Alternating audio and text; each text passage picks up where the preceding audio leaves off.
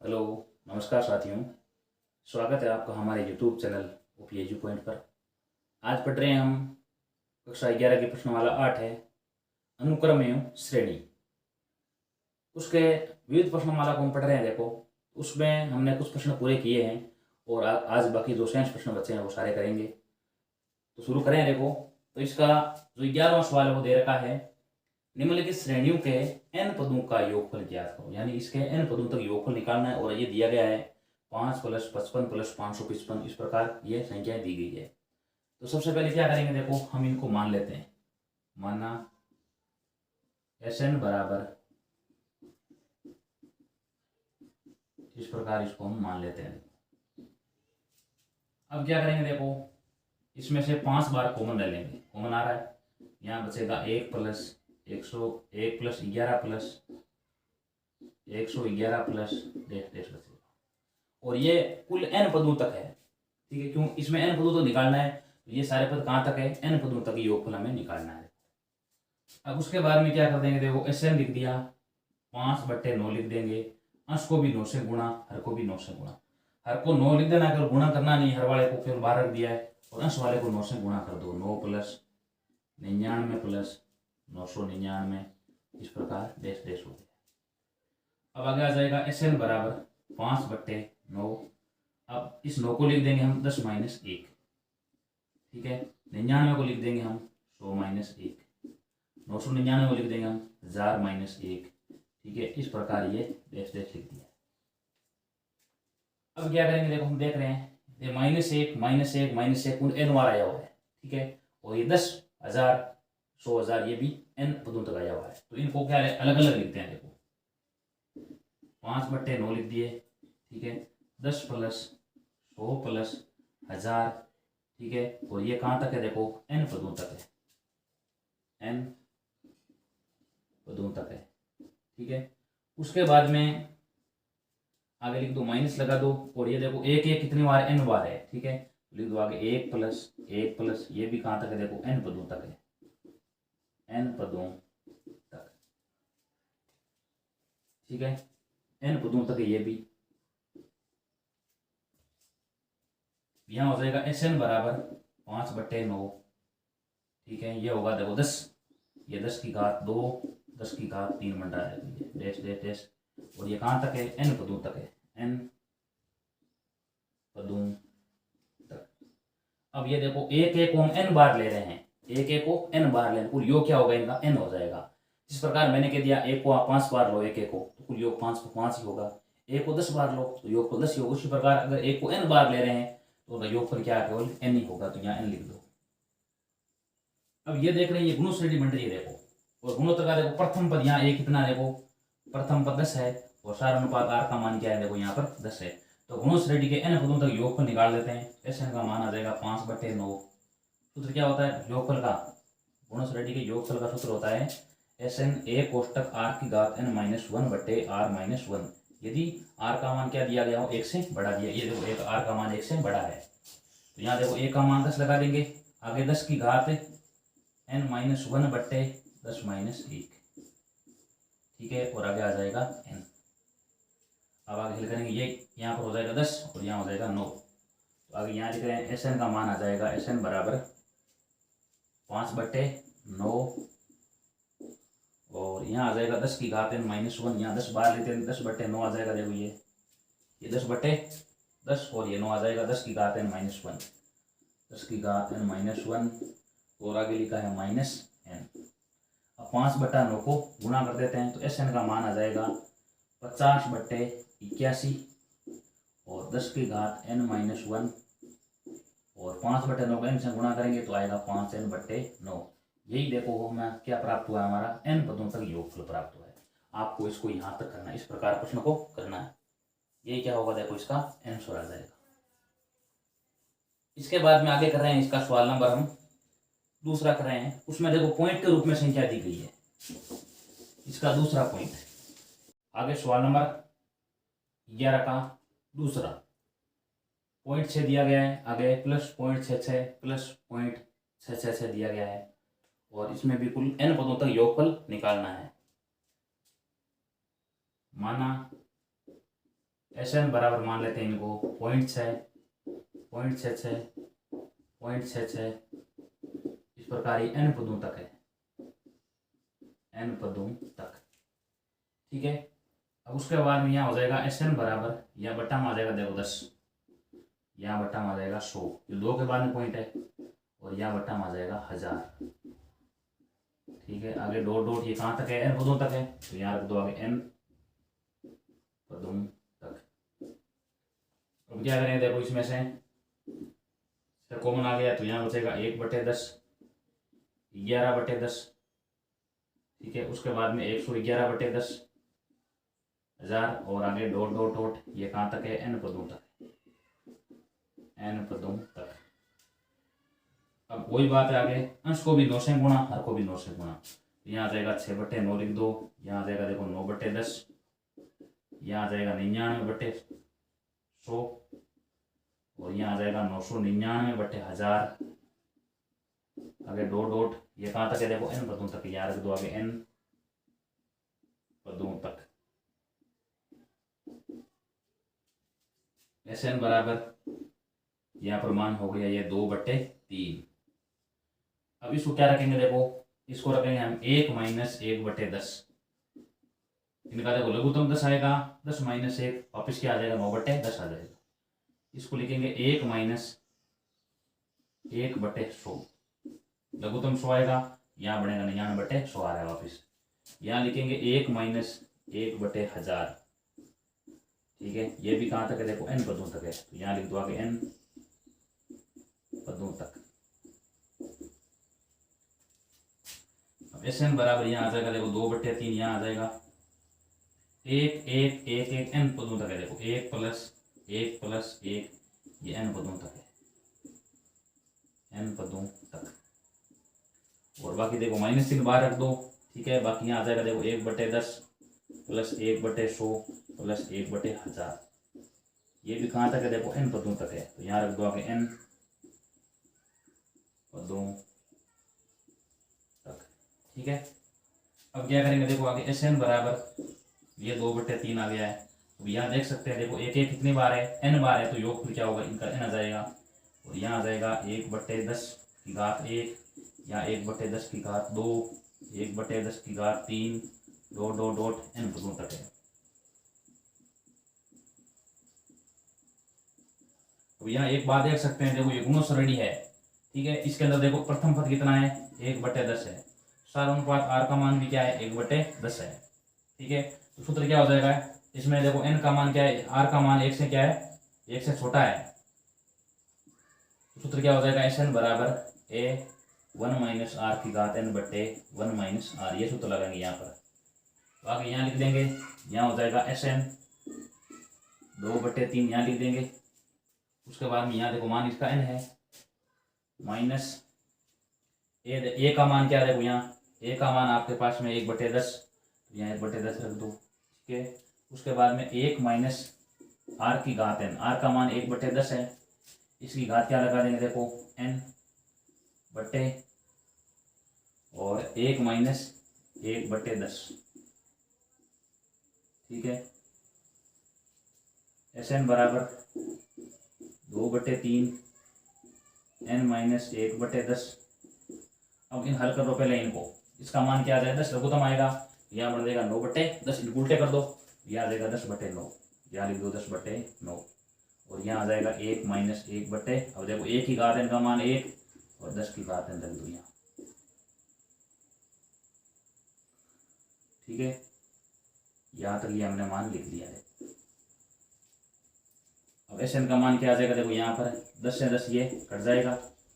ठीक है, ये उत्तर आएगा 2n/3 माइनस 2/27 आ जाएगा, 1 - 1/10 की घात n, यही क्या देखो इस प्रश्न का आंसर है पूरा। देखो एस एन बराबर 2n/3, ठीक है, और माइनस 2/27, उसके बाद में 1 - 10 की घात क्या आ जाएगा, n आ जाएगा।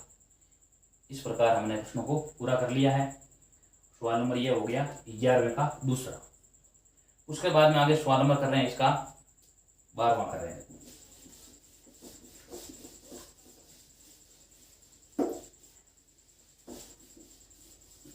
बाद में सवाल में दिया गया है श्रेणी का 20वां पद ज्ञात करो। सवाल नंबर 12 में हमें श्रेणी का 20वां पद ज्ञात करो दिया गया 2 × 4 प्लस 4 × 6 प्लस 6 × 8। ठीक है, ये कहाँ तक है? देखो ये n पदों तक दिया गया है। ठीक है, n पदों तक दिया गया, n पदों तक। अब यहाँ पर करेंगे क्या करेंगे? देखो इनको सबको अलग अलग कर लेंगे। देखो ठीक है, क्या करेंगे? इनको अलग अलग यहाँ रख दो। an बराबर ये देखो 2 है। ठीक है, बाद में 4 है, बाद में 6 है, 8 है। ठीक है, और एक क्या एक आया हुआ है देखो 4। ठीक है, आगे देखो 6 है, 8 है, इस प्रकार आया हुआ है देखो। ठीक है, ये हमें यहाँ पर इस प्रकार प्राप्त हुआ है। अब यहाँ क्या करेंगे? देखो ये भी देखो n पदों तक है। ठीक है, ये भी कहाँ तक है? n पद, यहाँ लिख दो आगे, ये भी n पदों तक है, n पदों तक। ठीक है, आगे देखो 6, 8, 10, 4 से 8 10, 4 है, 6, 8 है, ये n पदों तक है, ये भी n पदों तक है।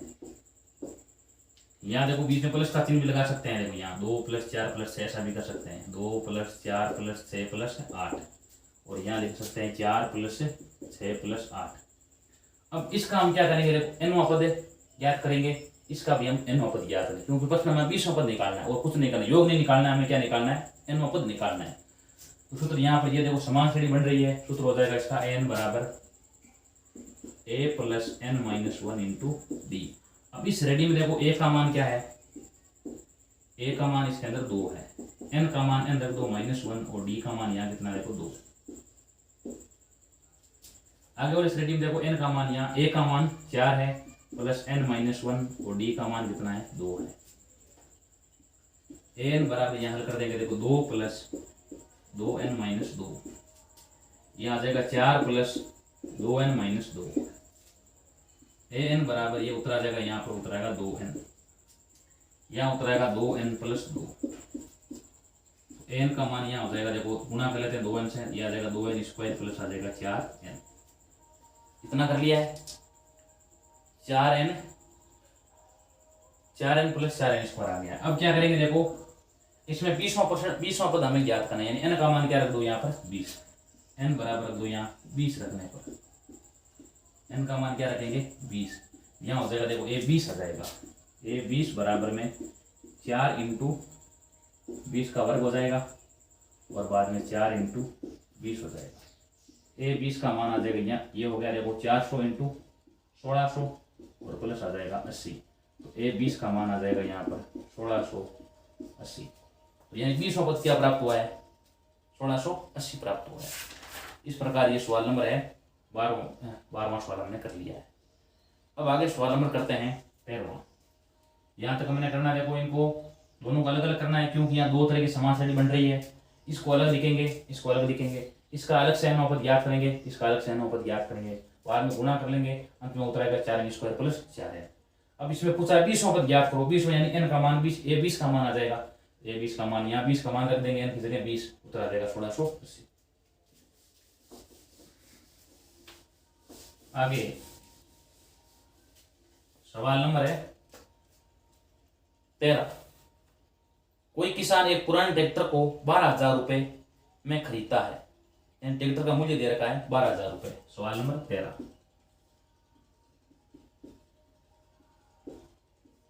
ट्रैक्टर का मूल्य बराबर 12,000 रुपए। ठीक है, 12,000 में खरीदता है। उसके बाद में आगे लिखता है 6,000 रुपए का नगद भुगतान करता है। तो यहाँ लिख दो नगद भुगतान, नगद भुगतान बराबर में 6,000 रुपए का वो नगद भुगतान कर देता है।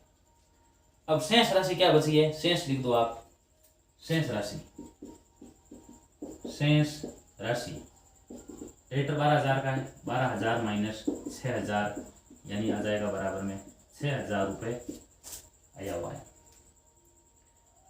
उसके बाद में क्या लिखा है? अब वो क्या करा, देखो शेष राशि को 500 रुपए की वार्षिक किस्त से अतिरिक्त उस धन पर जितना ब्याज भुगतान नहीं किया गया हो 12% वार्षिक देता है। किसान को ट्रैक्टर कुल कितनी कीमत चुकानी पड़ेगी? अब यहाँ पर जो कुल 6,000 रुपये है अब ये 500 रुपए दे रहा है, तो कुल कितनी किस्तें बनेगी? कुल किस्तें बनेगी 12 किस्तें बनेगी। यानी यहाँ लिख दो वार्षिक किस्त क्या है? वार्षिक किस्त है 500 रुपये। वार्षिक किस्त बराबर है 500 रुपये। तो ये देख सकते हैं कुल कितनी किस्तें बनेगी? कुल किस्तें बनेगी यहाँ 6000 में 500 का भाग दो तो आ जाएगा 12। यानी कुल वो 12 किस्तों में अपना पूरा भुगतान करेगा। देखो 12 किस्तों में भुगतान करेगा। अब एक बात ध्यान करते हैं, देखो 500 रुपये क्या करेगा वो? प्रत्येक किस्त में देगा ही देगा, और साथ में इस 6000 रुपये का ब्याज भी क्या करेगा वो? देगा। ठीक है, तो सबसे पहले लिखेंगे प्रथम किस्त के साथ ब्याज। यानी प्रथम किस्त में ब्याज कितना दे रहा है? प्रथम किस्त के साथ ब्याज, प्रथम किस्त के साथ ब्याज। अब ध्यान करना, देखो सबसे पहले क्या लगेगा? देखो मूलधन 6000 रुपये लगेगा, क्योंकि कुल 6000 रुपये है। अब इसमें देखो दिया गया दर दिए 12% दी गई है। 12 इंटू समय यानी वार्षिक 1/100 आ जाएगा। 0 से 0 कट गया, ये हो गया 720 रुपये। 720 रुपये। अब लिख सकते हो प्रथम किस्त की राशि क्या हो जाएगी? प्रथम किस्त की राशि,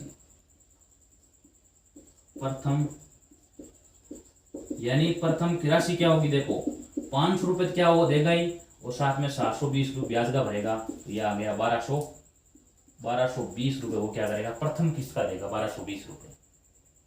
ठीक है, अब लिखेंगे आगे दूसरी किस्त के साथ ब्याज। दूसरी किस्त के साथ ब्याज, दूसरी किस्त के साथ ब्याज। अब देख सकते हैं यहाँ पर एक दूसरी किस्त क्या हो जाएगी? देखो वही दूसरी किस्त 500 रुपये, लेकिन अब की बार 6000 रुपये थे। 6000 में उन्हें पहले साल में 500 रुपये दे दिए उसने, ये देखो दे दिए। अब ब्याज किस पर लगेगा? 5,500, यानी 5500 रुपये ब्याज लगेगा। यहाँ आ जाएगा 5500 इंटू 12 इंटू 1/100। 0 से 0, 0 से 0, ये हो जाएगा 650 रुपये। 650 रुपये क्या आ जाएगा? देखो ये 660 रुपये आ जाएगा। ठीक है, तो 60 रुपये क्या आ जाएगा? दूसरी किस्त के साथ ब्याज। अब लिखो आगे दूसरी किस्त की राशि, दूसरी किस्त की राशि। अब 500 तो क्या देख सकते हैं? 500 तो उसको देना ही देना है, और साथ में ये ब्याज भी देना है 660 रुपये। ये आ जाएगा 1160 रुपये। उसके बाद में लिखेंगे तीसरी किस्त के साथ ब्याज। तीसरी किस्त के साथ ब्याज बराबर में, अब देखो सबसे पहले 6000 रुपये थे, एक साल के बाद उन्होंने क्या कर दिया? 500 रुपये कम कर दिए, तो शेष बचे 5500। और उसके बाद में एक साल बाद और उसे 500 दे दिए, और तो अब कितना बचा? 5000। अब ब्याज किस पर लगेगा? 5000 रुपये पर लगेगा। वही देखो 5000 मूलधन हो गया, दर 12 है, समय 1 वर्ष है, बटे 100, तो यह आ जाएगा 600 रुपये आ जाएगा। देखो 600 रुपये। अब लिख दो आगे तीसरी किस्त की राशि। तीसरी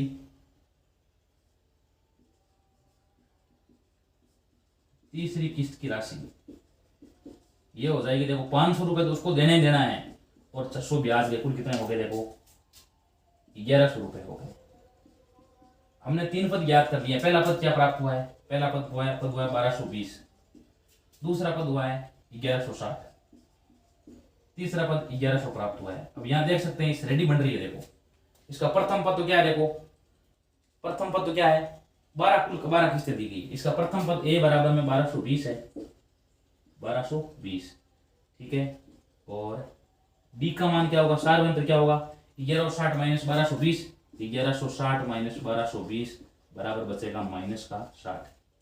अब यहाँ पे क्या करेंगे? देखो आगे 12 किस्तें इस प्रकार लगेगी, और हमें क्या कुल दे रहा कितना वो हमें ज्ञात करना है। एस एन का मान यहाँ पर मान ज्ञात करना। सूत्र यहाँ हो जाएगा एन का मान 12, यानी कुल 12 किस्तें दे रखा है।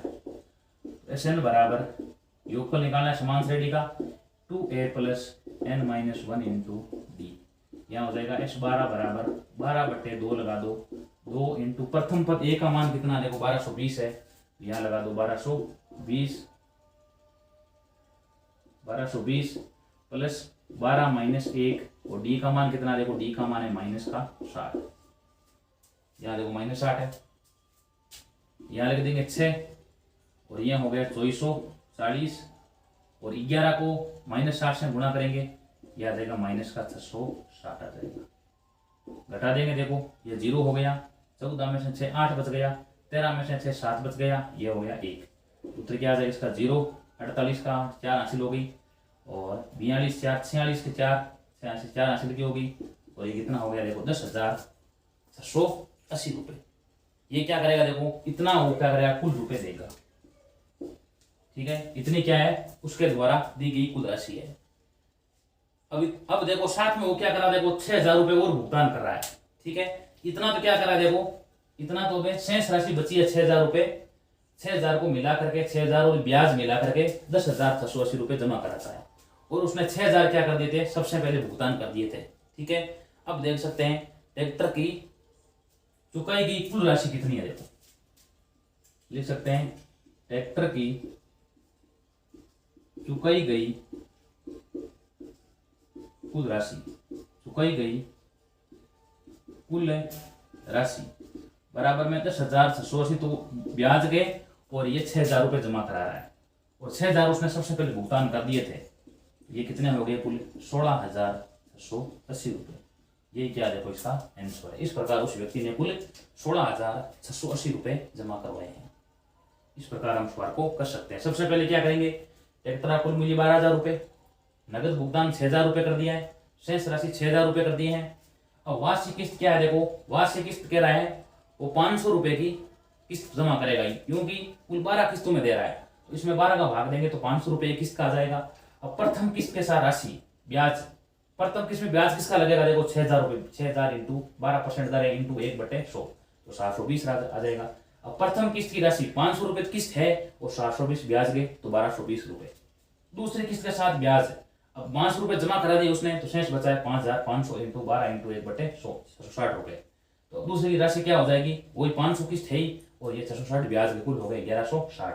अब तीसरी की निकालेंगे और वो आ जाएगा 1100। अब ये समान श्रेणी बन गई है। इसका देखो प्रथम पद 1220 है, और सर डी का मान -60 होगा। आगे हमें कुल 12 किस्तों का निकालना है, तो एसएन का मान आ जाएगा 10,680।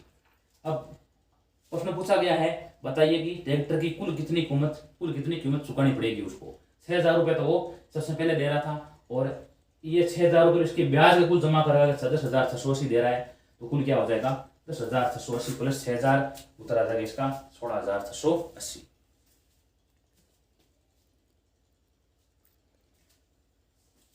अब इसके बाद में आगे करें सवाल नंबर 14।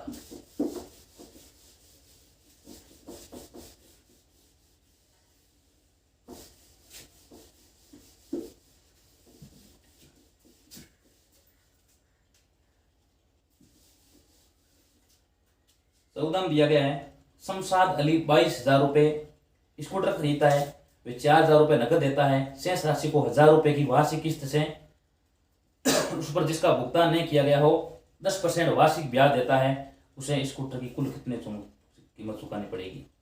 जैसा हमने सवाल नंबर 13 किया है वैसा ही आगे सवाल नंबर 14 आ रहा है। देखो उसमें ट्रैक्टर था और इसमें स्कूटर है, उसमें भी कुल रुपए दिए गए, उसमें भी नगद दे रहा है, और उसमें सेम का सेम इसी प्रकार हमें याद करना है। प्रथम किस्त के साथ ब्याज निकालना है, प्रथम किस्त की राशि निकालनी है, दूसरे किस्त के साथ ब्याज निकालना है, राशि निकालनी है। तो जैसा सवाल 13 है वैसा ही सवाल नंबर 14 है।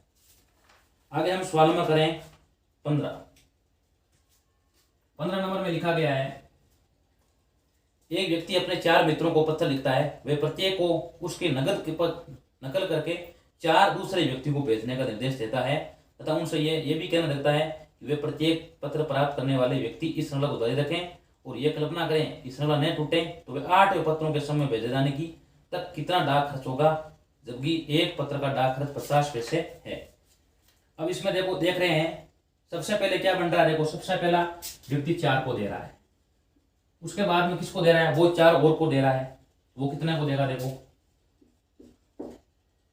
अब एक व्यक्ति के 4 को दे रहा है और वो 4 किन को दे रहे हैं, और आगे 4 को दे रहे हैं तो 16 हो जाएगा। ये 16 आगे और 4 को देंगे तो कितना हो जाएगा, 64 हो जाएगा। अब ये 64 और देंगे तो क्या हो जाएगा, कुल हो जाएगा 256। इस प्रकार ये क्या बन रही है, गुणोत्तर श्रेणी बन रही है। यानी प्रश्न में लिखा गया है कि एक व्यक्ति अपने 4 मित्रों को पत्र लिखता है, यानी पहले व्यक्ति ने 4 को लिख दिए, उसके बाद में उसकी नकल करके 4 दूसरे व्यक्ति को पत्र भेजने दे देता है। इन चारों में क्या कहता है वो, इन चारों में कहता है आप आगे 4 पत्र और भेजो। तो इन चारों ने 4 पत्र लिखे हैं ना, चारों ने 4 कितने हो गए, 16 हो गए। इन 16 ने और क्या किया है, 4 पत्र और भेजे, 64 बन गए। देखो इन 64 ने और 4 भेजा है तो हो गए 256। अब इस प्रकार क्या कह रहा है, वो आठवें तक भेजता है, यानी 1 नंबर हो गया, 2 नंबर, 3 नंबर, 4 नंबर, इस प्रकार 8वें नंबर तक भेजता है। अब यहां देखो गुणोत्तर बन रही है, गुणोत्तर श्रेणी का प्रथम पद a बराबर है 4 और सार्वनुपात r का मान भी यहाँ देखो 4 ही है। अब क्या निकाल, देखो इसका योगफल निकाल देते हैं। इसमें क्या दिया गया है, n का मान 8, यानी 8 तक भेजते हैं वो, n का मान 8। सूत्र लगा दो यहाँ, Sn बराबर a r की घात n माइनस 1 बटे r माइनस 1।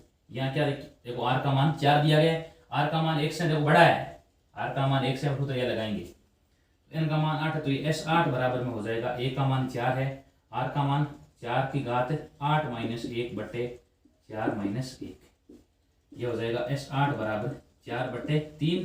अब 4 की घात 8 का मान निकालेंगे तो ये मान आ जाएगा, ये मान आ जाएगा 65 53 6। 4 की घात 8 का मान होगा 65 53 6 माइनस 1, 65 53 6 आ जाएगा माइनस 1। S8 का मान आ जाएगा 4 बटे 3, ये आ जाएगा 65 535 आ जाएगा 65 535। अब इसमें देखो इस 3 का भाग जा रहा है, वो कितनी बार जाएगा, 21 845 बार जाएगा। 3 का भाग जाएगा 21 845 बार। अब इसको 4 से गुणा कर लेंगे, उत्तर क्या आ जाएगा, देखो इसका उत्तर आ जाएगा इसका 87 380, यानी 8 व्यक्ति तक है ये इतने पत्र पहुंचते हैं। देखो 87,380 कुल पेपर पहुंचते हैं इतने। अब एक का खर्च क्या दे रखा है, देखो एक पत्र का डाक खर्च दे रखा है, एक पत्र का डाक खर्च, एक पत्र का डाक खर्च बराबर 50 पैसे। इसको रुपए में लिख देंगे, ये आ जाएगा 50 बटे 100, 50 बटे 100 यानी आ जाएगा 1 बटे 2 रुपए आ जाएगा, 1 बटे 2 रुपए। अब यहाँ पर कुल कितने पत्र है, देखो 87,380, 87,380 पत्र का डाक खर्च बराबर में इसको 1/2 से गुणा करें, 1/2 इंटू 87,380, 87,380 2 से भाग देंगे, देखो 4 आ रहा है, बाद में 7 में जाएगा 3 बार, और बाद में 1 बचा है 13 में जाएगा 6 बार, बाद में 9 बार और 0 बार, ये आ जाएगा 43,190। इतना क्या करता है, इतना कुल डाक खर्च आएगा। एक व्यक्ति अगर 4 को पत्र भेजता है, अगर इस प्रकार 8 स्थान धन रखते हैं तो यहाँ पर ये सारे मिलाकर क्या करेंगे, कुल 87,380 पत्र भेजेंगे। और अब एक का खर्च क्या दे रखा है, 1/2 रुपये, आधा रुपये दे रखा है, तो 87,300 का कुल डाक खर्च कितना होगा, 43,690 आ जाएगा।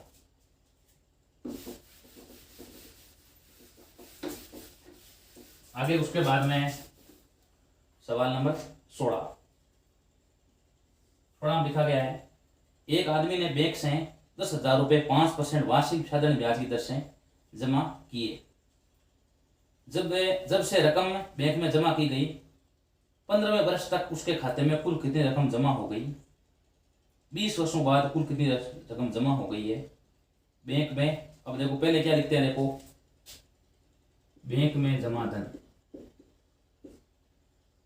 बैंक में जमा किया गया, यानी उसने बैंक में जमा कितना करवाया है, बैंक में उसने जमा करवाया है 10,000 रुपये, ठीक है 10,000 रुपये। उसके बाद में दर बराबर 5%, दर 5 दे रखी है। अब पहले क्या लिखेंगे, देखो प्रथम वर्ष,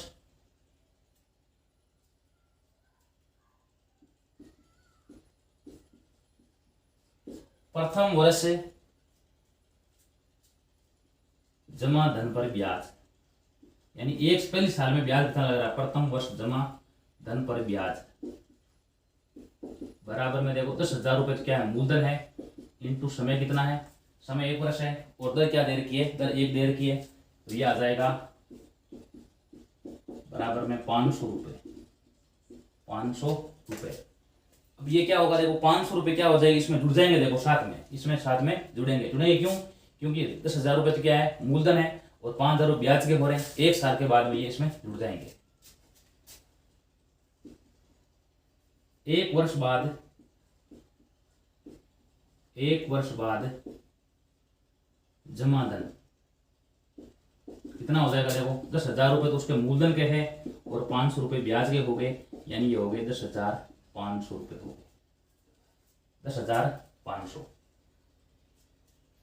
उसके बाद में क्या करेंगे? देखो आगे क्या कहा गया है इसके अंदर,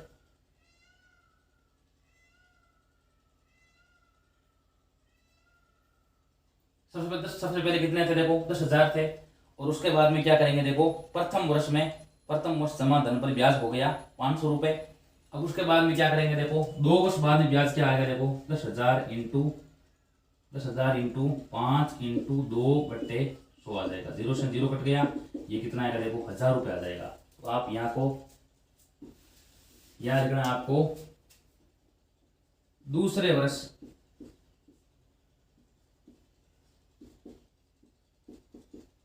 जमा धन पर ब्याज बराबर में क्या आ जाएगा? देखो 10,000 रुपये है, 10,000 इंटू 5 इंटू 2/100 बराबर क्या आ जाएगा? देखो ये आ जाएगा 1,000 रुपये आ जाएगा। क्या आ जाएगा? 1,000 रुपये। अब देख सकते हैं सबसे पहले रुपये कितने थे? देखो सबसे पहले उसके पास रुपये 10,000 थे, ठीक है। उसके बाद में क्या हो रहा है? 10,000 के बाद में 10,000 और 500 ब्याज के हो गए, तो हो गए 10,500 रुपये। उसके बाद में 1,000 और हो गए, तो ये हो गए 11,000 रुपये, ठीक है। अब ये क्या बन रही है? देखो एक श्रेणी बन रही है। इस श्रेणी के अंदर प्रथम पद क्या है? देखो प्रथम पद ए बराबर में है 10,000, डी बराबर कितना? देखो डी बराबर है 500 रुपये, डी बराबर 500। अब प्रश्न क्या पूछा गया है? सबसे पूछा गया है 15वें वर्ष में उसके खाते में कितनी जमा होगी। 15 यानी A15 का मान हमें याद करना। A15 का मान क्या हो जाएगा? देखो लिख सकते हैं A15 बराबर हो जाएगा A + 14D। तो A का मान 10,000 है, 14 इंटू 500 तो हो जाएगा 10,000 इंटू ये हो जाएगा 7,000, ठीक है। तो मान कितना आ गया है? 17,000 रुपये। 17,000 रुपये क्या आ जाएगा? ये A15 का मान आ जाएगा। उसके बाद पूछा गया है 20वें वर्ष बाद कुल कितनी राशि होगी? 20 वर्षों बाद, ठीक है। यानी A20 का मान निकालना, तो ये हो जाएगा A + 19D आ जाएगा। A का मान वही 10,000 है प्लस 19 इंटू वही 500, तो मान आ जाएगा 10,000 प्लस ये हो जाएगा 9,500, तो कुल मूल्य आ जाएगा 19,500 रुपये। ये कुल 20 वर्षों के बाद में जमा राशि होगी। तो सबसे पहले क्या करना है? बैंक में जमा धन कितना है? 10,000 रुपये है, दर इसमें 5% है। तो पहले लिखो प्रथम वर्ष जमा धन पर ब्याज 500 रुपये हो गया। अब रुपये कितने बन गए? देखो 10,500 हो गए। उसके दूसरे वर्ष में जमा धन ब्याज कितना हो गया? देखो 10,000 इंटू 5 इंटू समय, पहले समय 1 वर्ष था, अब समय 2 वर्ष हो गया, 1,000 रुपये हो जाएगा। तो अगली बार पहला पद हो गया 10,000, 10,500, 11,000 है। प्रथम पद 10,000 है, डी का मान 500 है। अब इसमें क्या पूछा गया है? 15 वर्षों बाद 15 वर्ष में जमा धन कितने? 15 यानी हमें A15 का मान निकालना है, तो ये हो गया A + 14D। उसके बाद में निकालना है 20 वर्षों बाद, 20 वर्षों बाद का अर्थ हमें किसका मान निकालना? देखो यहाँ पर A20 का मान निकालेंगे, तो ये मान आ जाएगा 19,500। उसके बाद में आगे है सवाल नंबर 31। 31 में कहा गया है एक निर्माता घोषित करता है कि उसकी मशीन जिसका मूल्य है 15,625, मशीन का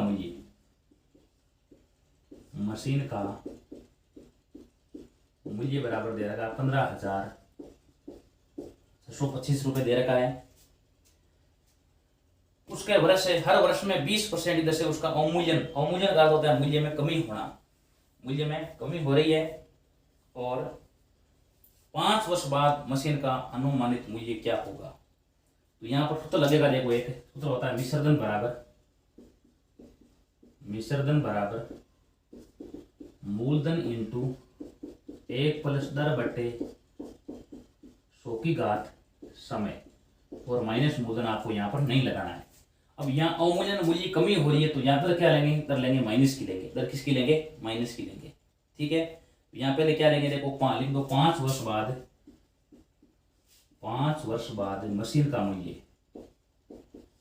मशीन का मूल्य क्या हो जाएगा? देखो 15,625 तो सबसे पहले मूल्य है, इंटू 1 माइनस दर का मान क्या दिया? दर का मान दिया गया है 20%, यानी 20 माइनस का हो जाएगा और बट्टे 100, और यहाँ घात लगा दो 5। 5 का पूछा है, देखो 5 वर्ष बाद पूछा है, तो यहाँ हम क्या लगा देंगे? समय 5 वर्ष हो जाएगा। आगे हो जाएगा 15,625, यह हो जाएगा 100 लघुत्तम आएगा इसका, तो 100 माइनस 20, 100 माइनस 20 बट्टे 100, और इसकी घात हो जाएगी 5। यहाँ आ जाएगा 15,625 इंटू ये हो गया देखो 80 बट्टे 100 हो गया, और इसकी घात कितनी हो गई है? 5। 0 से 0 कट गया, ये हो गया 4 बट्टे 5। 15,625 इंटू 4 बट्टे 5 की कितनी घात हो गई है? 5। 15,625 इंटू 4 की घात 5, 4 की घात 5 का मान क्या होगा? देखो जिस प्रकार 4 की घात 1 का मान 4, 4 की घात 2 का मान 16, 4 की घात 3 का मान 64, 4 की घात 4 का मान 256, 256 को किससे गुणा करना है? 4 से गुणा करना है। 24 का 2, और ये हो गया 20, 2 22, ये हो गया 10, यानी 1024। 1024 तो किसका मान होगा? देखो ये 1024 बट्टे इसका मान क्या आ जाएगा? 5 की घात 5 का मान आ जाएगा 3125। ठीक है, 5 इंटू 5 इंटू 5 इंटू 5 इंटू 5, ये देखो 25 हो गए, 125 हो गए, 625 हो गए, और ये आ जाएगा 3125। अब इसको हल करना है। देखो इसको 5 से गुणा करते हैं। देखो इसको 5 से संख्या से गुणा करेंगे तो ये उत्तर आएगा। देखो 5 से गुणा करेंगे 25, 2 हासिल हो गई, 10, 2 12 हो गए, 5 6 हो गए, यानी इसका कितनी बार भाग जाएगा? 5 बार भाग जाएगा। गुणा करेंगे इसको, ये आ जाएगा 120 और बाद में 5, उत्तर क्या आ जाएगा? 5,120 रुपये। ये क्या है? देखो ये 5 वर्षों के बाद में उस मशीन का मूल्य आ जाएगा। तो यहाँ पर क्या करना है आपको? दर लेनी -1 माइनस, ये जिस प्रकार अवमूल्यन का होता है, मूल्य में कमी होना, जिस प्रकार आज मशीन अगर 15,625 की है तो इसका 1 साल के बाद मूल्य कम हो रहा है। कम कितना हो रहा है? 20% कम हो रहा है। तो यहाँ माइनस किधर 20 लेंगे, हल करेंगे इसको, उत्तर आ जाएगा 5,120 रुपये। ये क्या है? 5 वर्ष के बाद में उस मशीन का कुल मूल्य है। आगे सवाल नंबर कर रहे हैं, इसका अंतिम सवाल है 18 नंबर। ये नई एनसीईआरटी में ये सवाल नंबर 17 है। अब आगे सवाल नंबर कर रहे हैं 18 में लिखा गया है, किसी कार्य को कुछ दिनों में पूरा करने के लिए 150 कर्मचारी लगाए गए हैं। ठीक है, दूसरे दिन 4 कर्मचारियों ने काम छोड़ दिया, तीसरे दिन और 4 ने छोड़ दिया, इसी प्रकार अन्य है। अब ये कार्य 8 दिन अधिक लगता है, तो दिनों की संख्या याद करो जिसमें कार्य पूर्ण किया गया है। तो सबसे पहले क्या लिखते हैं? मान लेते हैं, माना 150 कर्मचारी एक काम को n दिन में पूरा करते हैं। n दिन में पूरा करते हैं। अब 150 कर्मचारी का एक दिन का काम हो जाएगा 1/n काम। अब लिख देते हैं एक कर्मचारी का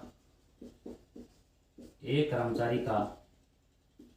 दिन का काम। एक कर्मचारी एक दिन में कितना काम करता है? एक दिन का काम, ये हो जाएगा 1/150n काम आ जाएगा, 1/150n। इतना काम क्या करता है? एक कर्मचारी पूरा करता है। उसके बाद में क्या हुआ? देखो पहले दिन है 150 कर्मचारी काम करते हैं, 150 कर्मचारी 150 पहले दिन काम करते हैं। देखो 150 कर्मचारी एक दिन में कार्य पूरा करेंगे। एक दिन में कार्य, क्यों? वो एक दिन काम करते हैं। देखो एक दिन कार्य पूरा करेंगे। कितना करेंगे? वो एक आदमी ये काम कर रहा है तो ये काम करेंगे 150/150 n काम पूरा करेंगे। अब दूसरे दिन क्या हो रहा है देखो, दूसरे दिन खुद आदमी छोड़कर जा रहे हैं, 4 कर्मचारी हट गए, यानी दूसरे दिन 146 कर्मचारी काम करते हैं। 146 कर्मचारी एक दिन में काम करते हैं, एक दिन में कार्य पूरा करेंगे। अब यहां देख सकते हैं एक कर्मचारी 1/150 काम करता है, तो कुल आदमी कितने 146, ये हो जाएगा 146/150 हो जाएगा। उसके बाद में लिखते हैं 142 कर्मचारी, 142 कर्मचारी एक दिन में कार्य पूरा करेंगे।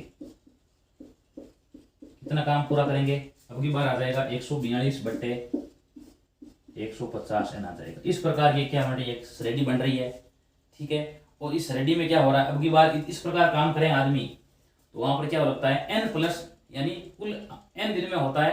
अब 8 दिन अधिक काम लगते हैं, देखो 8 दिन ज्यादा काम होगा, ठीक है। तो यहाँ लिख दो श्रेणी बनेगी 150/150 n प्लस 146/150 n, ठीक है। उसके बाद में 142/150 n, ठीक है। और इसके बाद में क्या होगा, कुल काम 8 n दिन में हो रहा था, लेकिन इस प्रकार आदमी काम छोड़कर जा रहे हैं, तो अब काम n+8 दिन में पूरा होगा। बराबर में क्या हो जाएगा, n+8 दिन में काम पूरा होगा, और बराबर में एक काम पूरा होगा, बराबर एक काम। अब यहाँ देख सकते हैं देखो बराबर एक कार्य। अब सबके बटा में 150 n आया हुआ है, तो बाहर लीजिए 1/150 n, यह आ जाएगा 150 प्लस 146 प्लस 142, और पद कितने हैं देखो n+8 पद है, n+8 बराबर में एक काम, बराबर में एक काम पूरा हो रहा है। अब क्या करेंगे देखो आगे इस काम, यहाँ पर कुल कितने पद है देखो, कुल n+8 पद है, तो ये श्रेणी बन रही है, समांतर बन रही है। इसका देखो प्रथम पद का मान 150 है, 18 डी का मान क्या हो जाएगा -4 आ जाएगा। तो यहाँ लिख दो a बराबर में 150, ठीक है, और d का बराबर आ जाएगा माइनस, इसमें से घटाएंगे a2 - a1, तो माइनस का 4 बचेगा। अब आगे सूत्र हो जाएगा Sn बराबर n/2 2a plus n-1 into D, ठीक है। अब इसको आगे हल करते हैं, देखो इतना कर, सबसे पहले क्या करेंगे, माना 150 कर्मचारी एक दिन में काम पूरा करते हैं, एक काम को n दिन में पूरा करते हैं, तो 150 कर्मचारी एक दिन में कितना काम करेंगे, 1/n काम। अगर पूरा काम n दिन में हो रहा है, तो एक काम क्या हो जाएगा, 1/n काम। इस प्रकार कोई कर्मचारी 5 दिन में पूरा करते हैं, एक दिन में कितना काम करेंगे, वो 1/5 काम पूरा करेंगे, वही बात है 1/n काम। एक कर्मचारी इतना काम करेगा, अगर 150 कर्मचारी इतना काम कर रहे हैं, एक कर्मचारी काम पूरा करेगा, 150 भाग में आ जाएगा 1/150 n। अब 150 कर्मचारी एक दिन में कितना काम करेंगे, देखो 1/n काम कर रहे हैं, ये कट रहा है देखो 100, इसको गुणा कर 150 है, तो आगे 150/150 n, यानी एक श्रेणी बनाने के लिए हमने इस प्रकार लिखा है। अब 4 कर्मचारी हट गए दूसरे दिन, तो आ जाएगा 146 कर्मचारी एक दिन में काम पूरा करेंगे, 146/150 n। अब और 4 हट गए, तो आ जाएगा 142 कर्मचारी कितना काम पूरा करेंगे एक दिन में, 142/150 n। ये श्रेणी बन रही है। अब इसमें देखो हमेशा काम करते हैं, एक दिन में काम पूरा हो जाएगा, लेकिन इस प्रकार आदमी काम छोड़ रहे हैं, तो n+8 दिन में काम पूरा होगा, बराबर एक काम पूरा होगा, ठीक है। बराबर में एक लिख दिया। अब ये समान श्रेणी बनेगी। अब क्या करेंगे, इसका आगे हम योगफल ज्ञात करेंगे।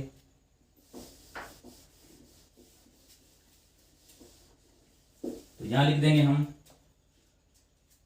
1/150 n, ठीक है। अब देख सकते हैं देखो इस श्रेणी के अंदर प्रथम पद का मान 150 है, तो यहाँ रख दो 150/2 बार रख दो।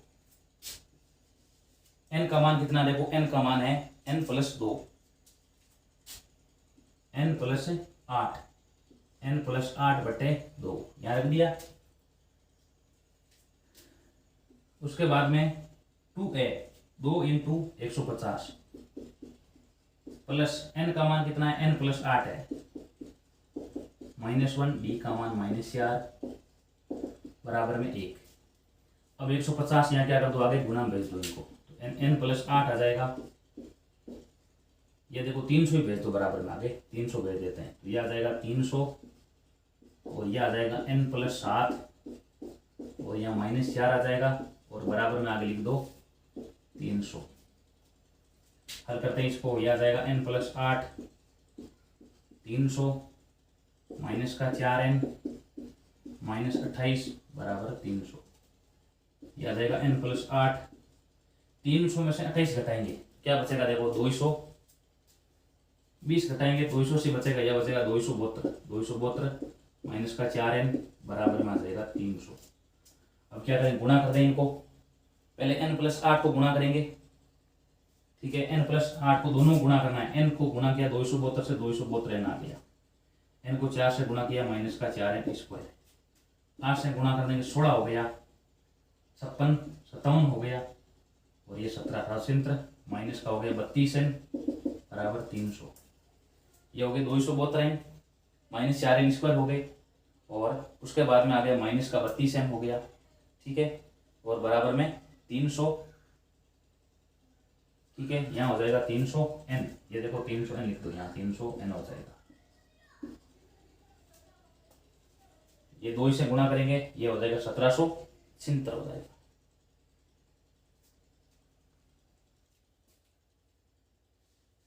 आगे इसको हल करेंगे,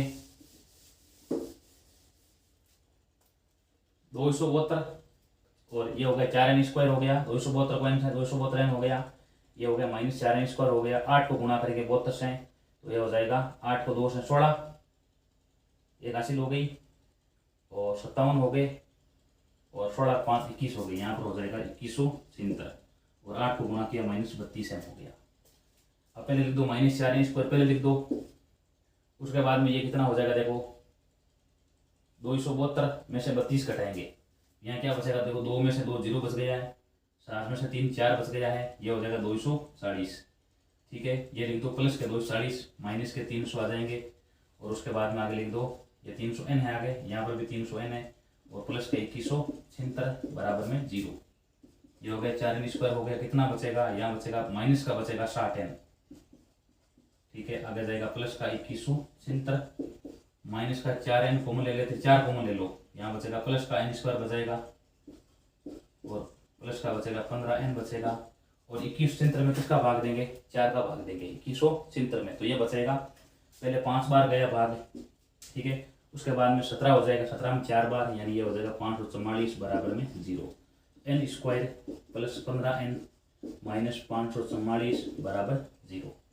इतना कर लिया है। अब क्या करेंगे, देखो आगे इसके टुकड़े करेंगे, गुणा करने पर आ रहा है माइनस का 544, और जोड़े घटाएं तो आ रहा है 15n, इसका उत्तर आ जाएगा 32 और 17 गुणा करते हैं तो 30 हो गए, और 8 लगी 3 हो गए, और 21 320 हो गए।